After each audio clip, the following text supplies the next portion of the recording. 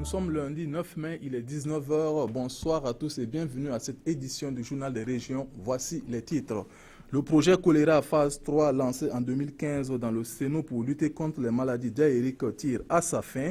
L'ONG Oxfam, initiatrice du projet, fait le bilan de sa mise en œuvre, un bilan jugé satisfaisant pour ce projet développé au profit de plus de 16 000 personnes de 16 villages. Et puis des associations de femmes, de maraîchers et des jeunes du 9e arrondissement de la capitale viennent de recevoir des dons composés de motopompes, de brouettes ou encore de bons de permis de conduire. Le donateur est le NEM de Nabaritam 2 pour soutenir ces couches de la société. Le choléra, appelé communément la maladie des messales, est une maladie due aux conditions hygiéniques déplorables, notamment la présence de matières fécales. Pour lutter contre cette maladie dans la province du Sénat, l'ONG Oxfam a lancé l'année dernière le projet choléra phase 3, dont l'objectif est de prévenir au-delà toutes les maladies diarrhéiques. Le bilan en fin de projet enregistre 80% de taux d'exécution pour une cible de plus de 16 000 personnes réparties dans 16 villages. Alexis Ouedraogo, Joseph Bambara. Par ces dons, l'ONG Oxfam, à travers le projet choléra phase 3, entend éviter à ces populations de la région du Sahel les maladies diarrhéiques. Pour atteindre ce but, ce projet a mené aussi bien des actions de sensibilisation que des actions directes dans les domaines de l'eau, de l'hygiène et de l'assainissement, tels que les dons de ces kits et la construction de latrines et de fourrages. C'est pour faire le bilan de ces activités qu'une équipe d'Oxfam s'est rendue dans les villages de Ouro-Bagabé et de Lamana dans la province du Sénat. C'est 80% d'exécution. Il faut dire qu'il y a certaines activités qui sont déjà finies. Quand je prends le cas de la latrine, on a plus de 90% d'exécution. Les populations bénéficiaires saluent quant à elles ces actions qui apportent un plus à leur existence. Ces kits me serviront de me procurer la santé et en plus, cela me permettra d'élargir mes sensibilisations moi-même auprès des autres. Déjà construit des latrines pour nous permettre, nous faisons nous seuls en toute intimité, en toute sécurité. Et Oxfam a réhabilité notre forage. Le projet choléra phase 3 qui arrive à terme en juin prochain a permis à Oxfam d'investir plus de 300 millions de francs CFA au profit de plus de 16 000 personnes afin de prévenir les maladies diarrhéiques dans la province du Sénat. Les membres de l'association professionnelle des secrétaires de Burkina, section du Gourma, étaient à l'école durant une journée pour le renforcement de leurs capacités. Une initiative de la Jeune Chambre internationale de Fadangourma pour accompagner cette structure au rayonnement du métier de secrétaire. Alassane Kendrobego, Lambert Soma. La Jeune Chambre internationale FADA renforce les capacités des membres de l'Association professionnelle des secrétaires du Burkina, section du Gourma. Environ 40 secrétaires ont été mobilisés pour cette journée de formation. L'objectif de cette session de formation, c'est d'accompagner ces secrétaires qui sont permanemment en contact avec des visiteurs, des usagers dans les différents services, à renforcer leurs capacités pour leur permettre aussi de valoriser encore plus leur métier, pour aussi les appuyer dans leurs tâches quotidiennes. Afin de permettre aux secrétaires d'être mieux outillés et de pouvoir relever les défis qui se présentent à elles, divers modules seront abordés. Nous allons aborder la confiance en soi. Nous allons également aborder un module très spécifique, briser le mur du silence, du harcèlement en milieu de travail. Nous allons nous appesantir sur les cas réels qu'elles rencontrent sur le terrain et tenter de trouver des solutions, des palliatifs pour qu'elles puissent s'adapter au contexte. Pour les secrétaires, cette formation vient à point nommé. Le métier de secrétaire, c'est un métier qui n'est pas facile. On est confronté à plusieurs choses, à rencontrer plusieurs personnes, notamment à l'interne comme à l'externe. On est appelé à supporter les humeurs des uns et des autres. Donc le thème de cette formation est la bienvenue pour nous aider à mieux nous outiller pour l'avenir. La Jeune Chambre internationale FADA existe depuis janvier 2000. Elle s'investit entre autres pour le développement personnel et collectif de ses membres. Des motopompes, des brouettes, de l'engrais et des bons de permis de conduire, voici le lot de matériel remis aux associations féminines, aux maraîchers et aux jeunes du 9e arrondissement de Ouagadougou. Ce don d'une valeur de plus de 2 millions de francs CFA est du NEM de Nabaritam 2 qui en avait fait promesse lors des échéances électorales précédentes. Konsoum Koulibaly, Oumou Sissé. C'est grâce en partie à ces hommes et femmes de l'arrondissement 9 du Kadiogo qu'ils siègent à l'Assemblée nationale sous la bannière du Mouvement du Peuple pour le Progrès MPP. 6 mois après son élection, le NEB Nabaritam dit merci à ses électeurs. C'est un don de plus de 2 millions de francs CFA qui a été remis aux associations féminines, aux maraîchers et aux jeunes de l'arrondissement 9. Ça fait presque 6 mois maintenant que nous sommes députés. Nous sommes dit que c'est un devoir. C'est un devoir de revenir auprès de la population qui a eu confiance en nous, qui nous a accordé sa confiance, de revenir leur dire merci. Merci et puis renouveler la confiance qui a existé entre nous et demander encore que cette population puisse nous soutenir, nous accompagner. Ce don composé de motopompes, d'engrais, de brouettes, de balais, de bons de permis de conduire est une bouffée d'oxygène pour les bénéficiaires. Vous savez que le travail c'est dur, nous n'avons pas assez de moyens pour avoir des matériels. Nous avons eu les matériels comme ça peut nous aider à augmenter notre travail. Selon le donateur, ce geste est l'accomplissement d'une promesse faite depuis la campagne législative de 2015. Il promet être toujours aux côtés de cette population dans le combat contre la pauvreté.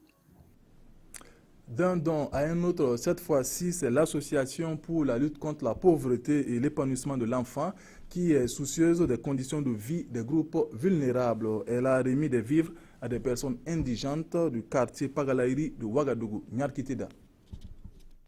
75 familles en situation d'indigence et 350 enfants vulnérables sont les bénéficiaires de ces dons de l'Association pour le développement de l'enfant et sa réussite dans la vie. C'est un don composé essentiellement de vivres, dont 5 sacs de riz pour chaque famille. Regardant les personnes vulnérables, vraiment ça m'a touché. Donc j'ai essayé avec des amis, des collaborateurs, à faire des actions à l'endroit de ces personnes-là pour soulager un peu leur peine. C'est un geste qui vient à point nommé au dire des bénéficiaires. En tout cas, ça nous a vraiment porté un soutien pour s'occuper de nos enfants. Et pouvoir vivre, il faut un peu de la nourriture. Et pour éduquer les enfants aussi, il faut qu'ils ne mangent pas, tu ne peux pas vraiment faire quelque chose. Créée en 2007, l'association Aderva a pour ambition de lutter pour la cause des enfants en difficulté. Elle est soutenue dans ce sens par la Société nationale de gestion des stocks depuis 2009, ainsi que le ministère en charge de la solidarité nationale et de la famille. Un partenariat qui a permis la réalisation continue de ces activités et reçoit aujourd'hui les encouragements de l'ambassadeur du Japon au Burkina Faso, présent à la cérémonie de remise des dons. Page sport de cette édition, Karfegela contre Tengrela. Voici l'affiche de la finale du tournoi de Coupe Inter-Village de la Solidarité, un tournoi de football organisé par l'Association des jeunes patriotes pour le développement de la région des Cascades. Au score final, 3 tirs réussis pour Tengrela contre 1 pour Karfegela après la séance de tir au but. Lamine Karantao, Ali Traoré. Le football comme facteur de cohésion et de promotion de la paix ici à Karfegela. L'équipe de cette localité en gris croise les crampons avec les violets de Tengrela en finale de la Coupe Inter-Village de la Solidarité. Dès le début de cette confrontation, c'est les gris de Karfegela qui se signalent avec ce but. Finalement, il n'est pas accordé à cause de la position avancée. À la 20e minute, Tengrela sonne la réplique suite à une erreur du portier. Score 1-0. Mais 1 minute après, Karfegela égalise sur coup de pied arrêté. Le score restera ainsi jusqu'à la fin de la rencontre. Et dans les séances des tirs au but, c'est Tengrela qui réussit l'exploit en inscrivant 3 tirs contre 1 pour Karfegela. Tengrela remporte pour la 2e fois en 2 éditions le tournoi de la solidarité organisé par l'Association des jeunes patriotes pour le développement de la région des Cascades. L'objectif, c'est l'union entre les fils et filles de la région des Cascades. Nous voulons que nos frères qui sont au niveau national nous soutiennent pour qu'il y ait la cohésion, l'unité entre les frères au niveau des différents villages et des secteurs aussi. Bon, l'organisation, nous avons été, le début ça n'a pas été facile, mais grâce au soutien de nos grands frères qui sont au niveau national, nous avons été quand même, nous avons pu faire quand même, pour un coup d'essai, nous avons fait un coup de maître quand même. Les choses ont été quand même transparentes. Ce tournoi a été très magnifique. Toutes les promesses ont été réalisées. Alors, toutes les équipes ont mérité et c'était de très bonnes factures. C'est toute la province de la Comoé qui a gagné, c'est toute la région des Cascades qui a gagné. Et c'est dans cet esprit que rendez-vous a été donné l'année prochaine pour la 3e édition. La pédale de la paix, une compétition cycliste, était à sa 3e édition cette année à Dano. Cet événement a réuni de nombreux amateurs et spectateurs de la petite reine sur les artères de la cité du Mont Ioba. Développement de la pratique du cyclisme et éclosion des talents était le thème de cette année. Justin Karambiri, Christophe Da. Un grand lot de cyclistes amateurs, une grosse mobilisation de la population de Dano. La 3e édition de la pédale de la paix a tenu toutes ses promesses. Ça a regroupé toute la population de Dano, toutes les communautés confondues.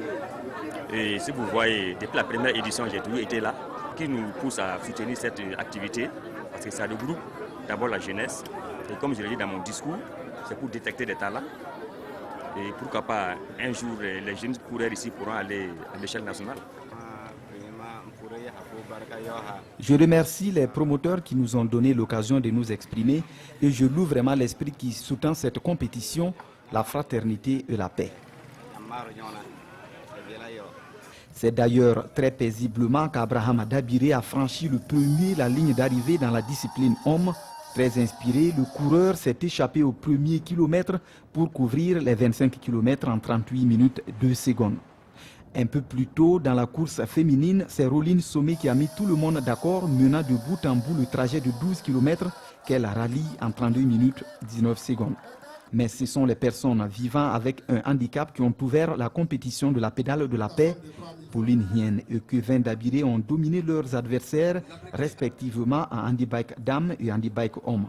La discipline handibike fait son chemin depuis son introduction en 2015 dans ce rendez-vous cycliste. En revanche, l'intégration de l'aspect culture à l'événement peine à décoller. Aujourd'hui, de plus en plus, on fait la promotion de la tenue traditionnelle, n'est-ce pas, d'Agara. Et il n'y a pas meilleure occasion que ce genre de rencontres-là, n'est-ce pas, pour aller dans le sens de la promotion donc, de l'art vestimentaire, de l'art culinaire et de la tradition en un mot. Et je suis sûr que la prochaine édition, non seulement il y aura une plus grande motivation, mais Inch'Allah, on compte en tout cas mettre en œuvre cette partie culturelle-là, animation et activités culturelles qui vont suivre le cyclisme. 30 cyclistes ont été récompensés en nature et en espèces à l'issue des compétitions.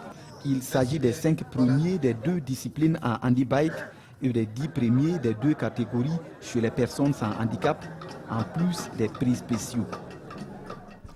C'est la fin de cette édition. Abouakar Sanou vous retrouve pour le 20h. Bonsoir.